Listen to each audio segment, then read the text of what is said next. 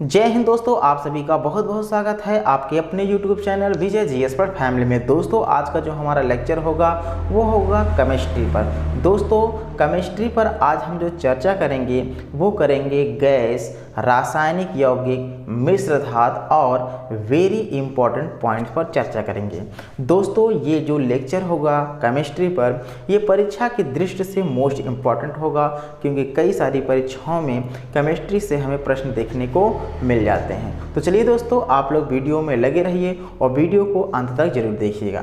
सबसे पहले हम दोस्तों चर्चा करेंगे गैस पर। क्लियर है? सबसे पहले हम किस पर चर्चा करेंगे? गैस पर। जो हमने पहला गैस देखेंगे वो होगा खाना पकाने वाली गैस के बारे में। किसके बारे में जानेंगे दोस्तों? खाना पकाने वाली गैस। क्लियर है? इसे हम शॉर्टकट में बोलते हैं LPG यानी लिक्विड पेट्रोलियम गैस। क्या होता है दोस्तों? Liquid petroleum gas. अब खाना पकाने वाली गैस में कौन कौन सी गैसों का मिश्रण होता है, सबसे ज़्यादा प्रश्न पूछता है। क्लियर है? यानी प्रश्न पूछता है LPG में कौन सी गैस का मिश्रण होता है। तो कौन कौन सी गैस होता है मिश्रण? उसमें ब्यूटेन होता है दोस्तों पहला। दूसरा आपको याद रखना है प्रोपेन। क्लियर है? कौन सी दो गैसों का मिश्रण होता है? ब्यूटेन और प्रोपेन। दोस्तों इसको सबसे अच्छे तरीके से अगर याद करना है तो आप याद रखिएगा BP। क्लियर है? तो BP याद रखिए दोस्तों, BP से B से बन जाएगा ब्यूटेन और P से बन जाएगा प्रोपेन। तो ये आपका सबसे अच्छा शॉर्टकट तरीका है। क्लियर है? ब्यूटेन का अगर रासायनिक सूत्र पूछता है C4H10 लिखना है तो ब्यूटेन का रासायनिक सूत्र दोस्तों याद रखें C4H10, ये याद रखें। और प्रोपेन का क्या होता है? C3H8 होता है। क्या होता है दोस्तों? C3H8 होता है। तो इस पॉइंट को बिल्कुल अपने दिमाग में सेट कर लीजिए दोस्तों कि खाना पकाने वाली गैस को LPG बोलते हैं यानी लिक्विड पेट्रोलियम गैस। खाना पकाने वाली गैस में कौन कौन सी गैसों का मिश्रण होता है? तो ब्यूटेन और प्रोपेन दो गैसों का मिश्रण होता है। याद करने का ट्रिक है BP।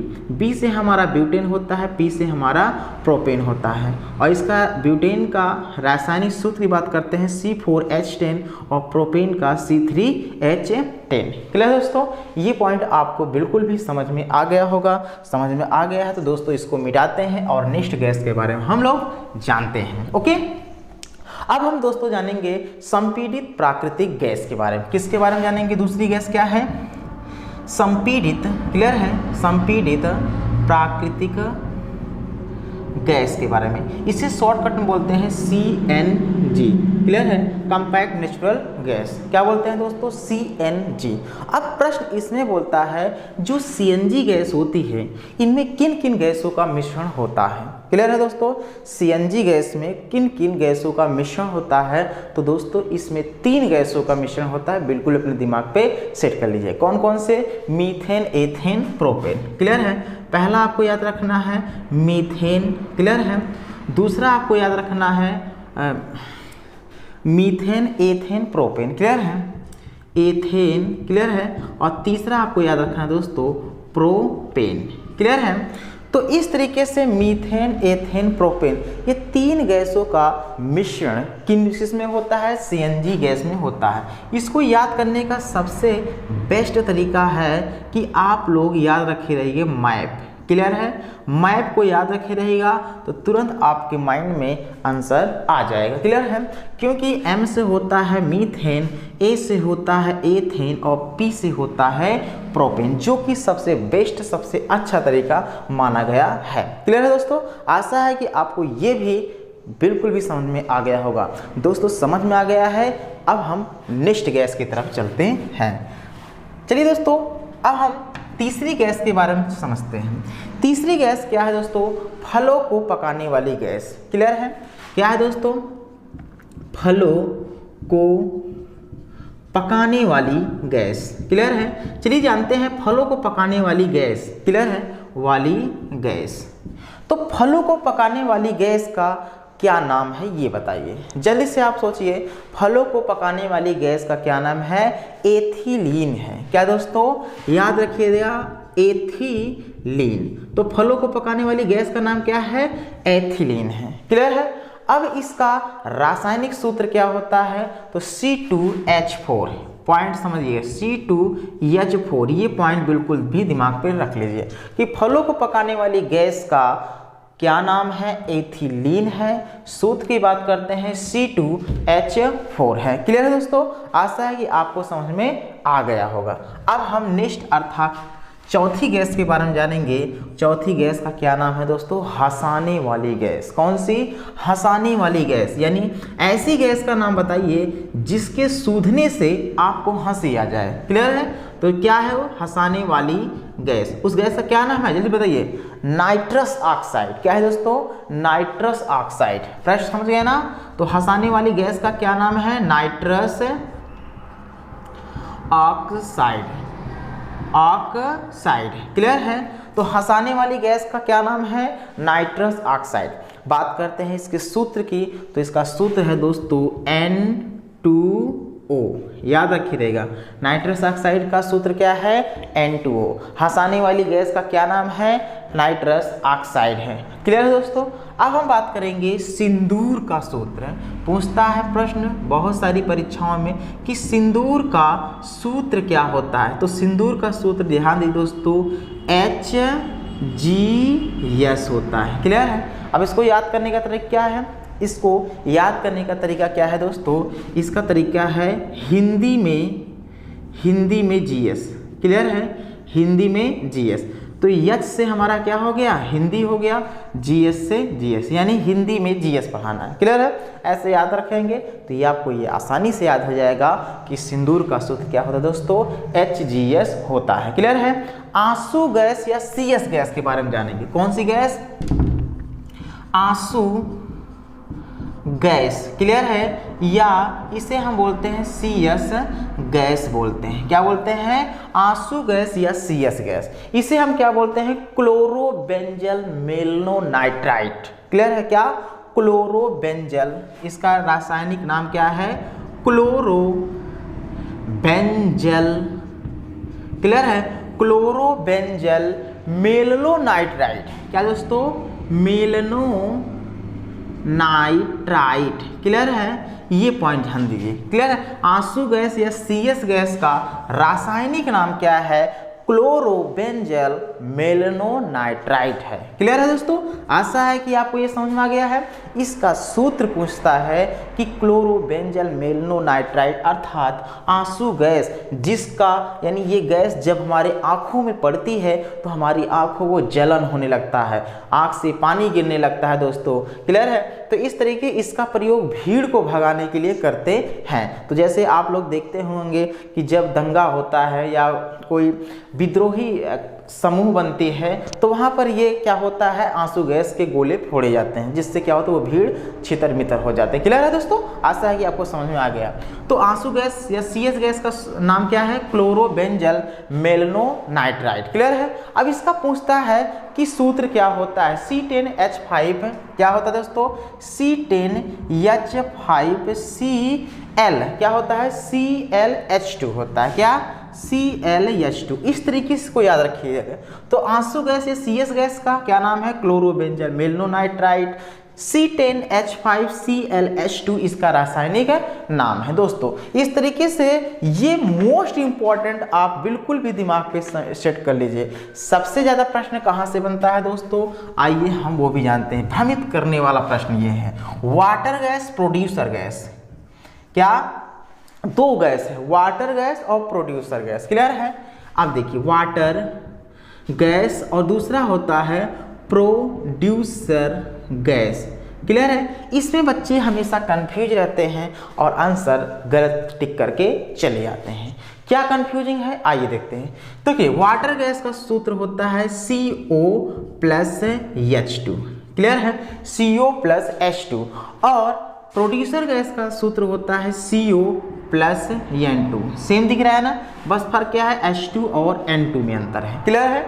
अब दोस्तों इसको याद कैसे करेंगे ताकि परीक्षा में हम भ्रमित ना होए और आसानी से हमारा आंसर सही स्थान पे क्लिक हो जाए। तो दोस्तों याद करने का इसका तरीका है, जैसे वाटर, पानी का सूत्र क्या होता है, H2O होता है, तो यही H2 आप पकड़ लीजिएगा। क्लियर है, क्योंकि जहाँ पर वाटर आ जाए तो वहाँ H2 पकड़ना है, तो इस तरीके से CO प्लस H2 जहाँ है तो वाटर गैस का फार्मूला होगा, और जहाँ पर N2 है तो समझ जाइए कि वो प्रोड्यूसर गैस का फार्मूला होगा। क्लियर दोस्तों।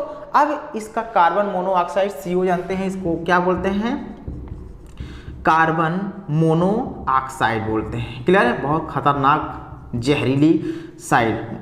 क्लियर है, कार्बन मोनोऑक्साइड बहुत ही खतरनाक और जहरीली गैस है दोस्तों। क्लियर है। इसका यूज पूछता है कि वाटर गैस का आखिर यूज कहाँ करते हैं, इस्तेमाल कहाँ करते हैं, तो ईंधन के रूप में हम इसका इस्तेमाल करते हैं। किस रूप में करते हैं दोस्तों, ईंधन के रूप में हम वाटर गैस का इस्तेमाल करते हैं। और प्रोड्यूसर गैस का हम कहाँ यूज करते हैं, कांच उद्योगों में करते हैं। कहाँ दोस्तों करते हैं इसका प्रयोग, कांच उद्योगों में। क्लियर है। तो वाटर गैस का प्रयोग कहाँ करते हैं, ईंधन के रूप में, कांच और प्रोड्यूसर गैस का इस्तेमाल कहाँ करते हैं दोस्तों, बताइए, कांच उद्योगों में। क्लियर है। तो इस तरीके से बिल्कुल अपने दिमाग पे सेट कर लीजिए दोस्तों, ये आपके लिए मोस्ट इम्पॉर्टेंट पॉइंट है, क्योंकि कई सारी परीक्षाओं में ये पूछने को दिखता है, पूछते हुए दिखते हैं। क्लियर है। आइए दोस्तों, एसिटिलीन का पूछता है, एसिटिलीन, ये पॉइंट याद रखिएगा, एसिटिलीन। क्लियर है। एसिटिलीन गैस सुने हैं, तो एसिटिलीन गैस का प्रयोग कहाँ करते हैं ये पूछता है। क्लियर है। तो एसिटिलीन गैस का प्रयोग दोस्तों रबर बनाने में, कहाँ करते हैं दोस्तों, रबर बनाने में। क्लियर है। और दूसरा आपको याद रखना है, इसका प्रयोग कपूर बनाने में, कहाँ करते हैं दोस्तों, कपूर बनाने में, कपूर बनाने में। क्लियर है। और तीसरा आपको याद रखना है, गैस बिल्डिंग में। क्लियर है। तीसरा आपको कहाँ करना है, गैस बिल्डिंग में। तो इस तरीके से गैस बिल्डिंग में, क्लियर है, एसिटिलीन गैस का प्रयोग करते हैं।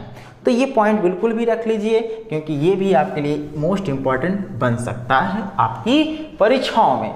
अब हम जानेंगे मिश्र धातु, किसके बारे में जानेंगे दोस्तों, मिश्र धातु। तो मोस्ट इंपॉर्टेंट गैस के बारे में हम लोगों ने जाना, अब जानेंगे हम मिश्र धातु के बारे में। क्लियर है। तो कौन कौन सी धातुओं से मिलकर अगली धातु का निर्माण होता है, इसी के बारे में हम जानने वाले हैं। तो दोस्तों सबसे पहले हम बात करेंगे पीतल धातु की। क्लियर है। किसकी बात करने वाले हैं, पीतल की बात करने वाले हैं। क्लियर है। पीतल से सब लोग परिचित होंगे, सब लोग जानते होंगे, इसका इस्तेमाल भी किए होंगे आप लोग। क्लियर है। तो पीतल में किन किन धातुओं का मिश्रण होता है, सबसे ज़्यादा प्रश्न ये पूछता है। पीतल में दोस्तों जस्ता और कापर। क्लियर है, क्या, जस्ता और प्लस कॉपर धातुओं का मिश्रण होता है, यानी जस्ता और कॉपर मिलाकर पीतल बनाया जाता है, ऐसा साधारण भाषा में बोल सकते हैं। तो जस्ता को हम जिंक बोलते हैं दोस्तों, और कॉपर को हम क्या बोलते हैं, Cu। जस्ता को हम क्या बोलते हैं, जिंक बोलते हैं, और कॉपर को हम क्या बोलते हैं दोस्तों, Cu बोलते हैं। क्या बोलते हैं, Cu। तो इस तरीके से पीतल किन धातुओं के मिश्र धातु से बनाई जाती है, जस्ता और कॉपर। जस्ता का मतलब Zn, कॉपर का मतलब Cu। याद करने का सबसे अच्छा तरीका क्या है, जल्दी से बताइए। याद करने का तरीका, करने का तरीका है पीकर। क्लियर है। पीकर, जस्ता, कांप उठा, ये पॉइंट बिल्कुल याद रखिए। तो पीकर, जस्ता, कांप उठा। पीकर से हमारा पीतल हो गया, जस्ता से जस्ता हुआ, कांप से दोस्तों कांप से कापर हो गया। क्लियर है। पीकर जस्ता कांप उठा, पीकर जस्ता कांप उठा, पीकर जस्ता कांप उठा। 5 बार 10 बार बोल दीजिए, आपके माइंड में सेट, और आंसर आपका कभी भी किसी भी समय आपका याद दिला देगा। तो पीकर जस्ता कांप उठा, पीकर से हमारा पीतल हो गया, जस्ता से दोस्तों जस्ता होगा, और कापर से हमारा कापर होगा। क्लियर है दोस्तों, कांप से कापर होगा। इस तरीके से हमारा आंसर हमारी मुट्ठी में हो गई। क्लियर है। नेक्स्ट, अब मिश्र धातु के बारे में हम लोग जानते हैं। नेक्स्ट मिश्र धातु है दोस्तों, हम बात करेंगे जर्मन सिल्वर की। किसकी बात करने वाले हैं दोस्तों, जर्मन सिल्वर। तो जर्मन सिल्वर की बात करते हैं दोस्तों। जैसे जर्मन सिल्वर किन किन धातुओं से मिलकर बनी होती है, तो ध्यान दीजिए दोस्तों, जैसे हमने बताया पीतल में क्या होता है, जस्ता और कॉपर होता है। क्लियर है, तो जस्ता और कॉपर मिलाते हैं तो कौन सा धातु बनती है, पीतल बनती है। लेकिन जस्ता कॉपर के साथ अगर हम निकल मिला दें, क्या मिला दें, निकल धातु को मिला दें, क्लियर है, तो क्या बना देगी, जर्मन सिल्वर बना देगी। तो जस्ता कॉपर अगर है तो पीतल, और जस्ता और कॉपर के साथ निकल मिला दे तो क्या बन जाएगी दोस्तों, बताइए इससे, जर्मन सिल्वर बन जाएगी। क्लियर है। अब घन धातु की बात करते हैं, घन धातु। क्लियर है, तो घन धातु में कैसे है, आइए इसके भी जानते हैं दोस्तों। जैसे ये जस्ता हुआ और ये कॉपर हुआ। क्लियर है, और जस्ता और कॉपर के साथ अगर हम टिन मिला दें, कौन सा दोस्तों, टिन मिला देते हैं तो बना देता है क्या, घन धातु बना देता है। कौन सी धातु बनाता है, घन धातु। तो जस्ता कॉपर के साथ अगर हम टिन मिला देते हैं तो कौन सी धातु बनती है, जल्दी बताइए, घन धातु बनती है। क्लियर है, कोई दिक्कत है नहीं। अब दोस्तों जैसे ये कॉपर है, क्या है दोस्तों, कॉपर है और ये टिन है। क्लियर है, कॉपर और टिन की बात करते हैं। 80% क्या है दोस्तों, कॉपर है, और 20% अगर मान लीजिए कितना है, 20% अगर टिन है। क्लियर है, कॉपर कितना, 80% और 20% टिन है, तो कौन सी धातु बनाएगी दोस्तों, बनाएगी घंटा धातु बनाएगी। कौन सी धातु बनाएगी, घंटा धातु। तो कॉपर टिन में अगर रेशियो का चेंज होता है 80-20%, यानी 80% कॉपर है और टिन की मात्रा 20% है, तो वो घंटा धातु बनाएगी। क्लियर है। अगर यही रेशियो को हम चेंज कर दें, जैसे मान लीजिए अगर हम बात करते हैं कॉपर और प्लस टिन की, कॉपर में कितना है, 90% कॉपर है, और टिन की बात करते हैं 10% टिन है, तो ये कौन सी धातु बनाएगी, जल्दी बताइए, सीसा बनाएगी। दोस्तों सीसा यानी कांसा बनाएगी। क्लियर है, क्या बनाएगी दोस्तों, कांसा धातु बनती है। क्लियर है, तो इस रेशियो को जानते ही, कॉपर 90%, टिन 10% है तो कांसा, कॉपर 80 है तो टिन 20 है तो घंटा धातु बनती है। ओके, आशा है कि ये पॉइंट्स आपको बिल्कुल भी आपके दिमाग पे, माइंड पे छप गया होगा। क्लियर है दोस्तों। अब इसको मिटाते हैं, अगली मिश्र धातु के बारे में हम लोग जानते हैं। तो अगली मिश्र धातु क्या है दोस्तों, आइए हम लोग जानते हैं, टिन प्लस लेड। क्या है दोस्तों, टिन प्लस लेड। क्लियर है, तो टिन और लेड जब मिलते हैं तो कौन सी धातु बनती है, टांका धातु। कौन सी, टांका धातु। इसका इस्तेमाल यूज कहाँ करते हैं दोस्तों, बताइए। जैसे टांका धातु का इस्तेमाल फ्यूज वायर बनाने में करते हैं। कहाँ करते हैं, फ्यूज वायर बनाने में। क्लियर है, तो फ्यूज वायर बनाने में हम किस धातु का प्रयोग, टिन और लेड का प्रयोग करते हैं। किसका प्रयोग करते हैं, टिन और लेड का प्रयोग करते हैं। टिन को SnPb। क्लियर है, ये याद रखिएगा। तो टिन और लेड का प्रयोग टांका धातु में करते हैं। क्लियर है, जो कि फ्यूज वायर बनाने में करते हैं, ये मिश्र धातु। क्लियर है। आइए और भी हम लोग जानते हैं। सबसे पहले हम जानेंगे धोने का सोडा, धोने का सोडा। क्लियर है, पहला। और दूसरा आपको बताना है खाने का सोडा। धोने का सोडा और खाने का सोडा, इन दोनों में भी बच्चे कंफ्यूज होते हैं। धोने का सोडा और खाने का सोडा, इसका सूत्र क्या होता है दोस्तों, Na2CO3। क्लियर है, Na2CO3 10H2O। क्लियर है, Na2CO3 10H2O। और खाने का सोडा का यह होता है NaHCO3। क्या होता है दोस्तों, NaHCO3 होता है। क्लियर है, खाने को सोडा को हम बोलते हैं बेकिंग सोडा के नाम से। क्लियर है, बेकिंग पाउडर भी बोल सकते हैं। क्लियर है, बेकिंग सोडा भी बोल सकते हैं। तो बेकिंग सोडा के नाम से हम किसे जानते हैं दोस्तों, खाने का सोडा जो होता है। इसका सूत्र क्या होता है, NaCO3। और धोने का सोडा का होता है Na2CO3 10H2O। क्लियर है। अब इसका रासायनिक नाम बात करते हैं दोस्तों। इसका होता है धोने का सोडा और खाने का सोडा। इसका होता है दोस्तों क्या, सोडियम, क्या, सोडियम कार्बोनेट। क्या होता है दोस्तों, सोडियम कार्बोनेट। सोडियम कार्बोनेट होता है और इसका होता है खाने वाले का सोडियम बाइकार्बोनेट। क्लियर है, ये अंतर दोनों भी जानते हैं, कार्बोनेट। अब इसको याद करने का तरीका, पहले हम जानेंगे धोने के सोडा को याद करने का।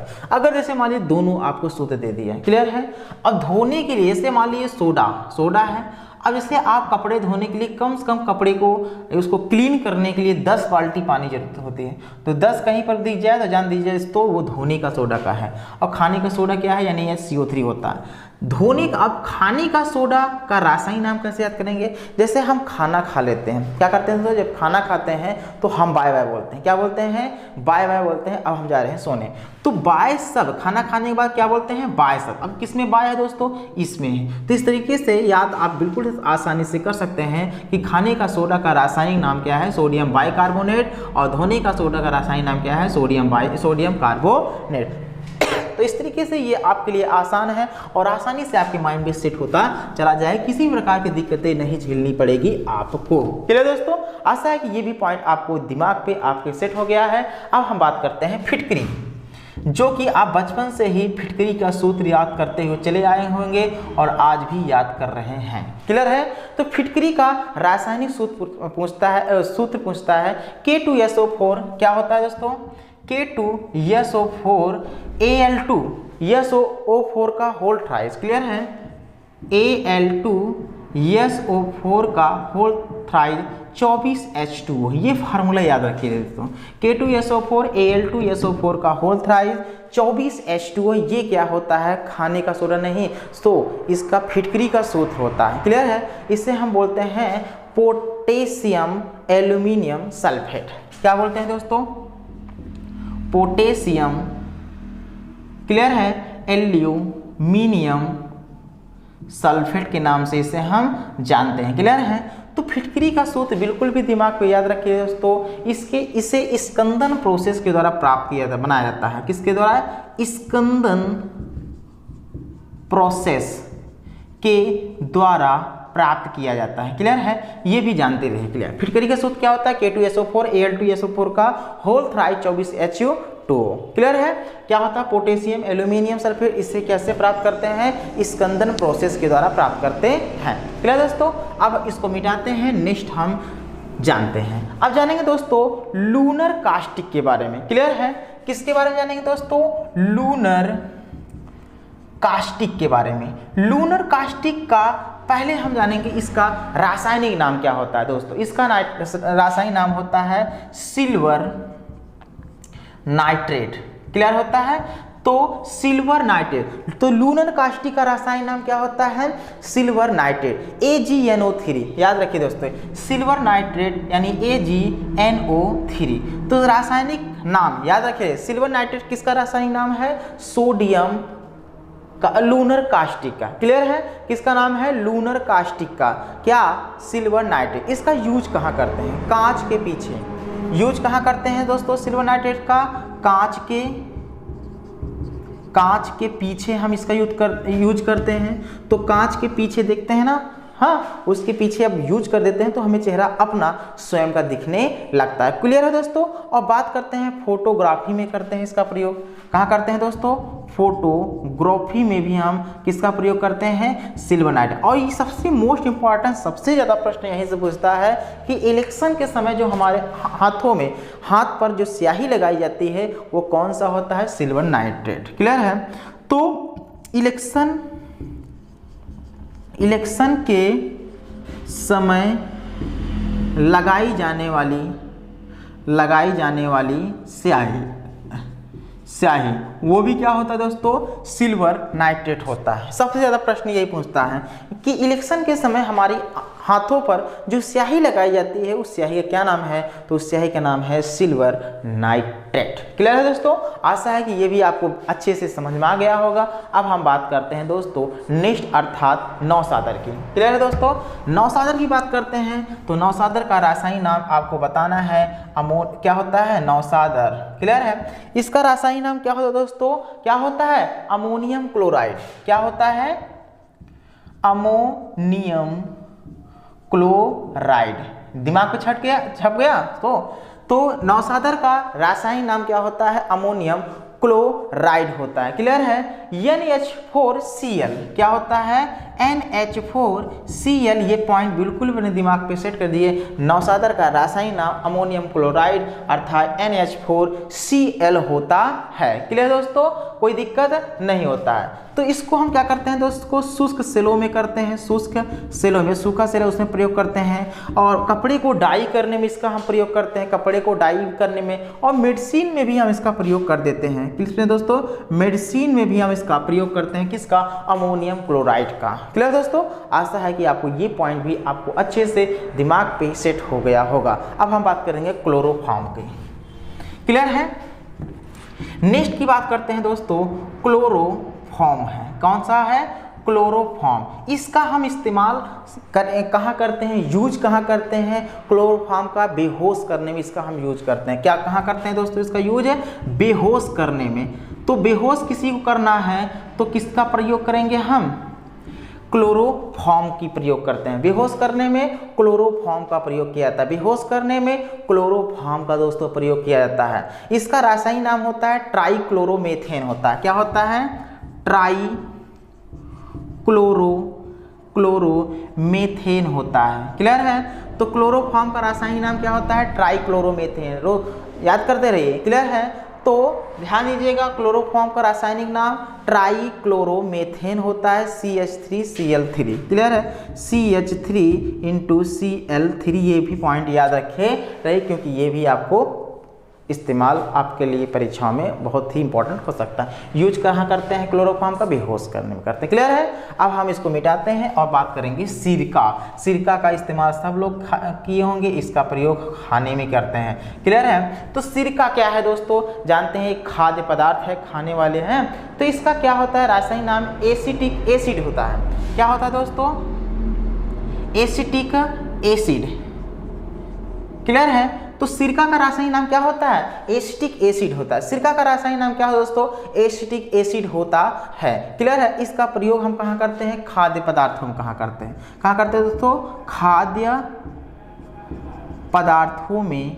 क्लियर है? इसका यूज करते हैं। तो खाद्य पदार्थों में हम सिरका का प्रयोग करते हैं। CH3COOH फार्मूला याद रखे रहे। CH3COOH इसका ये सूत्र है, याद रखे रहे। किसका? एसिटिक एसिड अर्थात सिरका का। क्लियर है? नेक्स्ट पॉइंट हम चलते हैं दोस्तों, पायरीन। मिटाएं, इसको मिटा देते हैं। आशा है कि आपको समझ में आ गया होगा। बात करेंगे दोस्तों पायरीन की। क्या है पायरीन? आइए जानते हैं। पायरीन दोस्तों ध्यान दीजिएगा, इसका रासायनिक नाम टेट्राक्लोरोकार्बन है। क्या?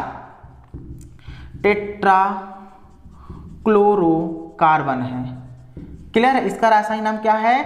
टेट्राक्लोरोकार्बन। पायरीन का रासायनिक नाम क्या है? टेट्राक्लोरोकार्बन है। इसका यूज कहाँ करते हैं दोस्तों? पूछता है आग बुझाने में। आग बुझाने में। तो आग बुझाने में हम टेट्राक्लोरोकार्बन का प्रयोग करते हैं अर्थात पायरीन का प्रयोग करते हैं। क्लियर है? CCl4 क्या होता है? CCl4। ये पॉइंट याद रहे, CCl4। क्लियर दोस्तों? तो इस तरीके से हम टेट्राक्लोरोकार्बन किसका रासायनिक नाम है? पायरीन का। इसका यूज कहाँ करते हैं? आग बुझाने में करते हैं। क्लियर है? अब पॉइंट हम जानते हैं जिप्सम की। ये भी पॉइंट सबसे ज़्यादा प्रश्न पूछता है, जिप्सम। जिप्सम क्या है दोस्तों? जिप्सम। जिप्सम का दोस्तों ध्यान दीजिएगा, इसका रासायनिक नाम होता है कैल्शियम सल्फेट। इसका रासायनिक नाम क्या होता है दोस्तों? कैल्शियम सल्फेट होता है। जिप्सम का रासायनिक नाम क्या होता है? Calcium sulphate. जिप्सम का रासायनिक नाम क्या होता है दोस्तों? कैल्शियम सल्फेट होता है। CaHO4 2H2। याद रखिए दोस्तों, CaSO4 2H2O। क्लियर है? को जब हम 120 डिग्री सेल्सियस पर क्या करते हैं? हीट करते हैं, यानी गर्म करते हैं दोस्तों, तो प्लास्टर ऑफ पेरिस बनाता है। क्या बनाता है? प्लास्टर ऑफ पेरिस बनाता है। कब बनाता है दोस्तों? जब हम कैल्शियम सल्फेट यानी CaSO4 2H2O को जब हम 120 डिग्री सेल्सियस पर क्या करते हैं दोस्तों? गर्म करते हैं, तो प्लास्टर ऑफ पेरिस बनाता है। इसका रासायनिक सूत्र है CaSO4 ½ H2O। क्या होता है CaHO4 हाफ H2O। क्लियर है, ये पॉइंट बिल्कुल भी दिमाग पे अपने सेट कर लीजिए। क्लियर है, तो इसमें CaOSO4 2H2O है, तो यानी ये इसको याद करने का सबसे अच्छा ट्रिक है कि इसको जब गर्म किया गया तो 2 लीटर पानी था, जब 1 लीटर आधा लीटर उड़ गया तो आधा बचा है। क्लियर है, तो इसका प्रयोग आप बिल्कुल भी दिमाग पे सेट कर दीजिए। अब दोस्तों हम बात करेंगे मोस्ट इंपॉर्टेंट पॉइंट पर, जो कि परीक्षाओं में हमें इनसे भी प्रश्न देखने को मिल जाते हैं। तो मोस्ट इंपॉर्टेंट पॉइंट को बिल्कुल भी अपने दिमाग पे सेट कर लीजिए दोस्तों, क्योंकि ये हर एक पॉइंट आपके लिए क्या होगा, परीक्षा में बहुत ही अच्छी भूमिका निभाएगा। क्लियर है, सबसे पहले हम बात करेंगे लोहा। किसकी बात करेंगे दोस्तों, लोहा की बात करते हैं। क्लियर है, लोहा को हम किससे प्राप्त करते हैं, ये सबसे ज़्यादा प्रश्न पूछता है। तो लोहा को ध्यान दीजिएगा, यह हेमेटाइट से प्राप्त किया जाता है। लोहा किससे प्राप्त किया जाता है दोस्तों, हेमेटाइट से प्राप्त किया जाता है। लोहा को हम किससे प्राप्त करते हैं, हेमेटाइट से प्राप्त करते हैं। लोहा को हम किससे प्राप्त करते हैं, हेमेटाइट से। 10 बार बोलिए, आपके दिमाग पे सेट हो जाएगा। लोहे पर जंग का रासायनिक सूत्र पूछता है दोस्तों। लोहे पर जंग का रासायनिक सूत्र होता है Fe2O3। क्या होता है, लोहे पर जंग का रासायनिक सूत्र की बात करते हैं। तो इसका सूत्र क्या होता है, जल्दी बताइए, Fe2O3H2O। क्लियर है, Fe2O3 और H2O, ये पॉइंट याद रखिए। Fe2O3H2O ये क्या है, लोहे पर जंग का रासायनिक क्या है, सूत्र है। अगर नाम पूछता है तो इसको बताएंगे फेरस ऑक्साइड। क्लियर है, ऑक्साइड। लोहे पर जब जंग लग जाता है उसका रासायनिक नाम क्या है, क्या होता है दोस्तों, क्या होता है, फेरस ऑक्साइड। क्या होता है, फेरस ऑक्साइड होता है। क्लियर है, तो इस पॉइंट को बिल्कुल अपने दिमाग में सेट कर लीजिए, क्योंकि हर एक पॉइंट आपके लिए मोस्ट इंपॉर्टेंट है। क्लियर दोस्तों, और भी हम लोहे के बारे में जानेंगे। अगर जंग पर लोहा, यानी अगर मान लीजिए किसी लोहे पर जब जंग लग जाता है, क्या लग जाता है, जंग, तो उसका क्या हो जाता है, मतलब भार घटता है, बढ़ता है, तो उसका भार जो है दोस्तों बढ़ता है। तो भार क्या होता है दोस्तों, बढ़ जाता है। ये पॉइंट बिल्कुल अपने दिमाग पे सेट कर लीजिए। क्लियर है, लोहे पर जब जंग लग जाता है उसका भार बढ़ जाता है। लोहे के शुद्ध रूप को हम क्या बोलते हैं, ध्यान दीजिएगा, इसके लोहे के शुद्ध रूप को हम क्या बोलते हैं, पिटवा लोहा बोलते हैं। तो लोहे के शुद्ध रूप को हम क्या बोलते हैं, पिटवा लोहा बोलते हैं। ये भी पॉइंट अपने दिमाग पे बिल्कुल भी सेट कर लीजिए दोस्तों। क्लियर है, भारी जल का सूत्र क्या बताइए जल्दी से, भारी जल का सूत्र जल्दी बताइए। भारी जल का सूत्र क्या होता है, D2O, यही होता है ना। भारी जल का सूत्र क्या होता है, D2O। ब्लीचिंग पाउडर का सूत्र क्या होता है दोस्तों, CaOCl2, यानी कैल्शियम ऑक्सीक्लोराइड होता है। और बुझा चूना का क्या होता है, कैल्शियम हाइड्रोक्साइड होता है। क्लियर है, ये भी पॉइंट याद रखिए। पृथ्वी पर सबसे अधिक मात्रा में पाई जाने वाली धातु का क्या नाम है, पृथ्वी पर सबसे अधिक मात्रा में पाई जाने वाली धातु का क्या नाम है दोस्तों, उसका नाम है ऑक्सीजन। कितना परसेंट, 21% पाया जाता है। नाइट्रोजन 78%। क्लियर है, सबसे हल्का एलिमेंट कौन सा है, हाइड्रोजन है। सबसे भारी एलिमेंट का नाम बताइए, ऑस्मियम होता है। सबसे भारी एलिमेंट का नाम ऑस्मियम होता है। पृथ्वी पर सबसे अधिक मात्रा में पाई जाने वाली धातु का नाम बताइए। पृथ्वी पर सबसे अधिक मात्रा में पाई जाने वाली धातु का नाम है दोस्तों एल्यूमिनियम है। क्लियर है, सबसे ज़्यादा पृथ्वी पर पाई जाती है एल्यूमिनियम धातु।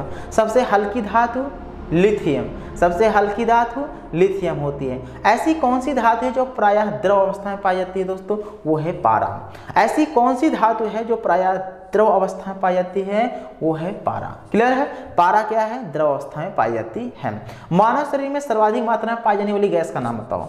मानव शरीर में सर्वाधिक मात्रा में पाई जाने वाली तत्व का नाम बताइए दोस्तों, वो है ऑक्सीजन। हमारे शरीर में सबसे ज्यादा ऑक्सीजन गैस पाई जाती है। क्लियर है, हालांकि जब हम सांस लेते हैं 78% नाइट्रोजन जाता है। क्लियर है, ये पॉइंट। ऐसा कौन सा एलिमेंट है जो मिट्टी के तेल में रखा जाता है, सबसे ज़्यादा प्रश्न पूछता है। ऐसा कौन सा एलिमेंट है जो मिट्टी के तेल में रखा जाता है, वो है सोडियम है। सोडियम का सूत्र क्या होता है, Na।